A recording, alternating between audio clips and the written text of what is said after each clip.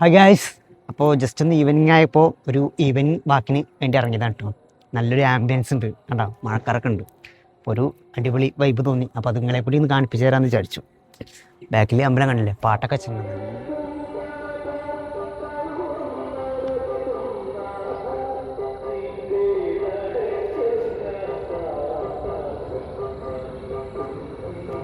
അടിപൊളിയായിട്ട് മഴക്കാറൊക്കെ തന്നെ കയറി ഇങ്ങനെ നിൽക്കുന്നുണ്ട്. പിന്നെ പോരാത്ത നല്ലൊരു ആംബിയൻസ് മഴക്കാറുള്ളതുകൊണ്ടാന്ന് തോന്നുന്നു, നല്ലൊരു രസമുണ്ട് കാണാൻ. എന്തായാലും വെറുതെ ഇറങ്ങിയതല്ലേ, അപ്പോൾ ഒരു എൻ്റർടൈൻമെൻറ്റ് വേണ്ടേ.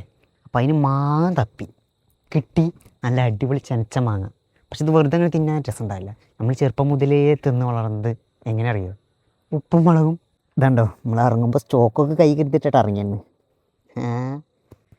ഇതെന്ന് പറഞ്ഞിട്ടുണ്ടല്ലോ അടിപൊളി കോമ്പോണ്. കാരണം ചെറുപ്പം മുതലേ ഇതിങ്ങനെ തിന്ന് ശീലിച്ചുകൊണ്ടേ എപ്പോൾ നമുക്ക് മാങ്ങ കിട്ടിയാലും ഇതങ്ങനെ തിന്നാൻ തോന്നും. ഉപ്പും മുളക് പൊടിയും കൂട്ടിയിട്ട് അതിന് ഇതങ്ങനെ ഇങ്ങനെ ഒരു കഷ്ണം എടുക്കുക, ഇട്ടുന്നുണ്ടോ, ഇങ്ങനെ കൂട്ടുക. എന്നാ